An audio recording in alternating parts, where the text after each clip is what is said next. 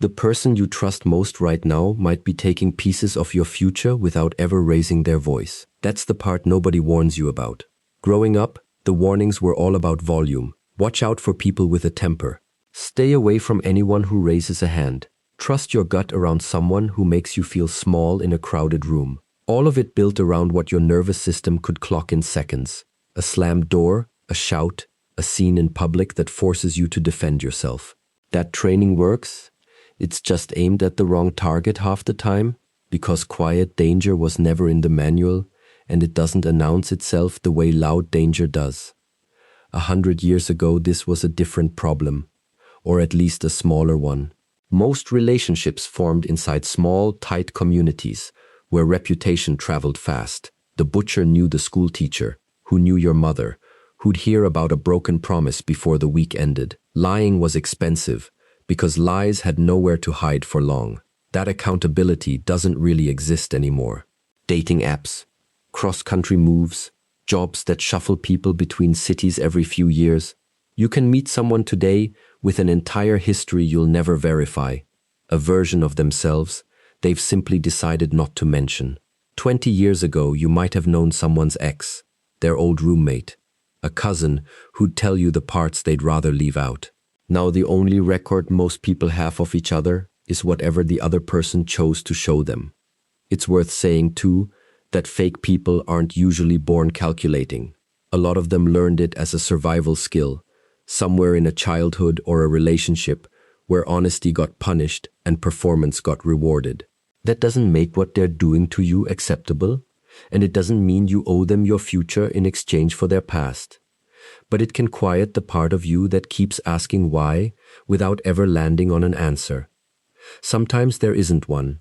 There's only the pattern, and the pattern is asking to be seen. They mirror you instead of meeting you. Watch how fast someone agrees with everything you say in the first few weeks of knowing them. Your music taste becomes their music taste. Your dreams line up with theirs, almost word for word. Even the childhood wound matches, down to oddly specific details. None of that is chemistry. It's someone learning your language fast enough to speak it back to you before they've earned the right to be understood. Real connection has friction in it, because two people carrying two different histories bump into each other before those histories ever line up. Total agreement, instantly, on everything, isn't compatibility. It's a survey being run on you in real time, and you're the subject who doesn't know they're being studied. Two people who've each spent years forming real opinions about music, food, politics, how to raise kids, don't discover they agree on every single one of those things within the first month. Real compatibility gets discovered slowly, through actual disagreement about small things: where to eat, what movie to watch, whether the thermostat should sit at 68 or 72. If none of that friction ever shows up, someone is managing the answers instead of giving them. Shaolin Master Shiheng Yi, headmaster of Shaolin Temple Europe, talks about something adjacent to this in his TEDx talk on the 5 hindrances to self-mastery, a talk that's been watched more than 17 million times. His core idea is learning to see clearly. Once you can, he says, you stop needing to believe anyone or believe anything, because you're able to tell for yourself which direction actually serves you. He wasn't talking about spotting manipulators when he said that. It applies anyway. You don't need someone's confession to know what you're looking at. You need your own clarity, and clarity doesn't wait around for anyone's permission to be true. Watch what they do when there's nothing in it for them. A fake person is generous when the generosity is being witnessed. Take away the audience and take away the sacrifice, and they vanish. Real character shows up in the room where nobody's taking notes, where the only payoff for doing right is knowing you did it. When was the last time this person helped you without bringing it up later, without turning it into leverage during the next argument, without making sure you understood exactly what it cost them? If you can't think of an instance, that gap is your answer. Compare the friend who drives you to the airport at 5 a.m. and never mentions it again to the friend who drives you to the airport at 5 a.m. and brings it up in 3 separate arguments over the following month. Same act. Same hour of lost sleep. Completely different relationship to what generosity is supposed to mean. A friend who helps you move apartments and then references it for the next 3 months every time they need something back isn't being generous. That's a loan dressed up as a gift, and the interest gets collected in gratitude, on demand, whenever they decide it's due. Shi Heng Yi names one of his 5 hindrances ill will or aversion, the pull to avoid anything that costs you comfort. He illustrates it plainly. You're climbing a mountain, it starts raining, but you don't like rain. The road turns bumpy, but you don't like bumpy roads. You have to swim a river, but you don't like swimming. Whatever you resist makes the climb miserable. Fake generosity runs on exactly that avoidance. Sacrifice without an audience gets dodged every time, because sitting through discomfort with nothing to show for it is a muscle they've never had a reason to build. It's the difference between someone who shows up to help you paint a new apartment on a Saturday with no one watching and someone who shows up only when there's a group chat to post about it afterward. The compliments start feeling like a leash. Around week 6 or 7, something shifts and almost nobody catches it while it's happening. Praise stops feeling like admiration and starts feeling like tension held in reserve. A fake person doesn't build you up to help you grow. They build you up to keep you exactly where you are, dependent, grateful, too comfortable to ask questions. Growth threatens their grip. So instead of pushing you toward bigger goals or better friendships, they circle you back to the same reassurance, over and over, dressed up as safety. A leash doesn't restrict movement by force. It restricts by length, by how far you get before the tension kicks in. Compliments work the same way here. They let you move freely right up until you approach the edge of what actually serves the other person, and then something small shifts, a flicker of disappointment, a slight cooling, a comment sharp enough to send you retreating back to the center they've chosen for you. The leash is invisible on the good days. You only feel it the moment you try to walk somewhere it wasn't built to let you go. Take a new job across the country, and suddenly the person who spent months telling you how talented you are goes quiet on the subject, or finds a reason the timing is wrong, or brings up all the things you'd be leaving behind. The praise was never really about your talent. It was about keeping the radius small enough to manage. Watch the timeline, not the moment. Small inconsistencies creep in after that. A detail that doesn't match what they told you last month. A story that shifts depending on who's listening and what that audience needs to hear. On its own, none of it seems worth mentioning, and you tell yourself you're overthinking it, that trust means giving people the benefit of the doubt. Paranoia and manipulation look similar from the inside, but they behave differently over time. Paranoia fades the closer you look at it. Manipulation gets sharper. A person tells you they were stuck late at the office in March. In June, under a slightly different question, the story becomes stuck in traffic on the way home from the office. Neither version alone means anything. Noticing that the story keeps rotating to fit whatever's convenient that day is a different matter entirely. There's a simple test. Bring up something they said months ago, casually, with no accusation in your voice. Someone telling the truth relaxes into the memory because there's nothing to manage. Someone managing a story tenses for a fraction of a second while they recalculate which version you're about to hear. That fraction of a second is the tell, and once you've caught it, you start noticing it everywhere they thought they were safe. The fifth of Shi Heng Yi's hindrances is skeptical doubt, a state where the mind can't sync with its own actions anymore, where you second-guess everything because the ground keeps shifting under you. His comparison for it is water stirred with mud and left in a dark room, too cloudy to see through. That's what a shifting story does to someone over months of living with it. No single lie sinks the relationship on its own. The mud just never settles long enough to see the bottom. A warrior once spent a decade training to face enemies he could see coming. The glint of a blade, the shift in posture before an attack. He lost everything one winter, not to an invading army, but to a trusted advisor who'd been quietly redirecting resources for years, always with a reasonable explanation ready. His training had prepared him for the wrong war, armor for his chest, and his back left completely open to the one person close enough to reach it. Most people are standing in that same trap without noticing. Guard goes up for the enemy, who announces themselves. The door stays open for the one who doesn't, the one who earns access by looking exactly like safety. Notice how much smaller your world has gotten. This one has nothing to do with them, actually. It's about how much of you has disappeared quietly, with no single moment marking when it happened. Fewer friends you talk to regularly, and there's always a reason it's easier not to bother. Fewer hobbies that used to feel like part of who you are. Fewer opinions said out loud without checking their reaction first. Isolation rarely announces itself as isolation.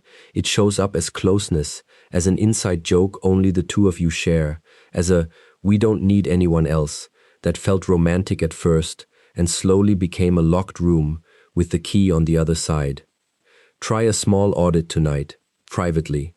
Scroll back 3 months of messages between you. Count how many conversations end with you apologizing, even when you're not sure what you did wrong.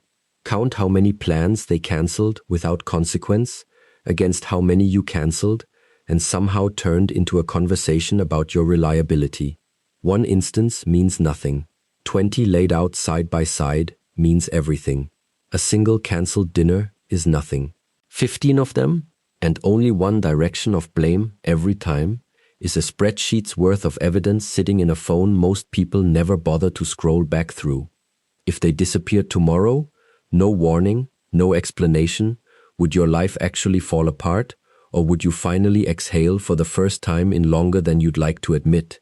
Most people can't answer that honestly, because the honest answer means admitting they've been protecting the wrong thing, the relationship instead of themselves, familiarity instead of an honest look at what staying actually costs.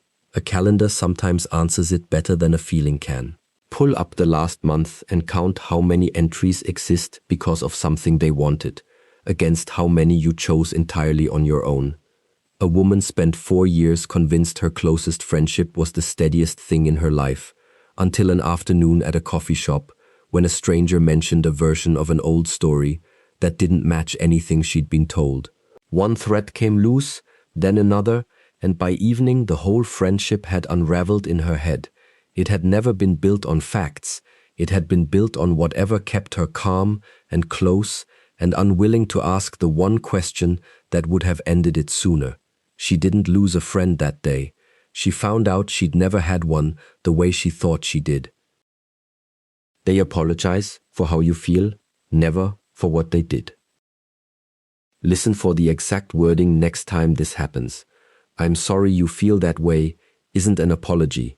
It's a redirect, engineered to make your reaction the problem instead of their behavior the issue. Real accountability names the action and owns it fully. Everything else is a performance timed to end the conversation before it goes any deeper. If a name or a face already came to mind while reading any of this, that's not paranoia. That's intuition getting a signal loud enough to cut through years of being trained to ignore it. The most dangerous fake people are rarely strangers, which is exactly what makes them dangerous. They got close enough to learn where someone is soft, where they're proud, where a single sentence can unravel their sense of self in seconds. A stranger can't manipulate what they don't understand about a person. Someone who spent months or years studying another person's fears and need for approval holds a blueprint most enemies never get access to in a lifetime. They lower your standards instead of raising your worth, and it feels like calm.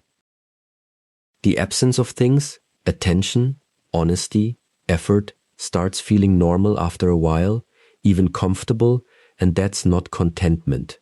It's a nervous system that stopped asking for more one small surrender at a time, until surrender starts passing for maturity. A frog dropped into boiling water jumps out instantly. The shock is too obvious to ignore. A frog in cool water that's slowly heated stays put, adjusting 1 degree at a time, until a temperature it would have fled from feels completely normal. Relationships rarely turn cruel overnight. They drift there 1 degree at a time, and each degree gets mistaken for peace. None of these 7 signs mean much in isolation. Any one of them could be a bad day, a misunderstanding, stress that doesn't actually reflect someone's character. What matters is what's still standing after every excuse has already been used. A pattern is what's left when the explanations run out and the behavior hasn't changed. Here's the part that's harder to sit with than any of the 7 signs. Most fake people don't experience themselves as fake. They've run the performance so many times, they believe it completely. The lie stopped being just for you a long time ago and became load-bearing in their own identity, holding up a version of themselves they need to believe in as much as they need you to. That changes what protecting yourself actually looks like. It's not just about spotting liars anymore. It's about recognizing people who've lied to themselves so completely that the mask has become the face, and no confrontation will get it off, because there might not be anything left underneath that remembers what the real one looked like. Confrontation stops being useful at that point. So does proof. Hand someone a foot-high stack of evidence, and if the mask has replaced the face, they'll look at it and feel genuinely wronged, genuinely certain you're the one distorting reality. Chasing an admission is chasing something that might not exist anymore. Clarity was always the only thing fully in anyone's control, and it doesn't need agreement from the other person to be true. Most people trip right at the finish line, after they've already seen clearly. They wait for confirmation, as if a confession would make the pain more valid, as if permission is required before someone's allowed to walk away. It isn't. Nobody needs a signed statement to trust their own eyes. Not for the mirroring, not for the leash disguised as praise, not for the apology that dodged the actual harm, not for the world that quietly shrank. The pattern already is the proof. Naming any of this out loud, even in one sentence, tends to be the first real exit door. Somebody else, reading the same words later, might need them just as much. So what does all of this actually leave someone with? Not paranoid, not broken, not naive for trusting someone who studied them well enough to get past every defense. Awake is closer to the right word. Asleep to a pattern, and then not. And that single shift changes every decision that comes after it, whether it's acted on today or just carried quietly until the timing feels right. Shi Heng Yi has a line that fits better here than anything invented for the occasion. Yesterday, I was clever, so I wanted to change the world. Today, I am wise, so I am changing myself.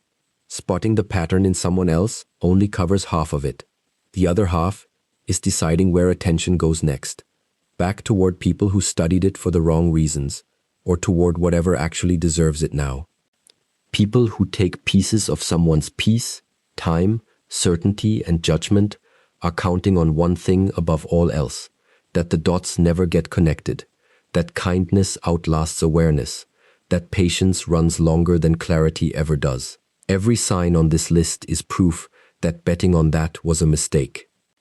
A version of anyone reading this, 6 months out, might look back on a moment exactly like this one as the turning point. Not because anything dramatic happened, but because something quiet did. A recognition, a refusal to keep explaining away a pattern that finally has a name attached to it. What sticks afterward usually isn't the wording of any particular sentence. It's the feeling of trusting your own judgment again, of catching the mirror before it fully replaced the mask. This doesn't require becoming cold, or guarded, or suspicious of every kind gesture from here on. That just swaps one prison for another. What it actually takes is simpler and harder at the same time. Paying attention to what people do when nobody's watching. Noticing consistency across time instead of comfort in the moment. Letting apologies name the actual harm or not accepting them at all. And protecting the size of a life, the same way anything else worth keeping gets protected. That's not paranoia. It's discernment. And discernment has never been the enemy of love. It might be love's most underrated form of protection.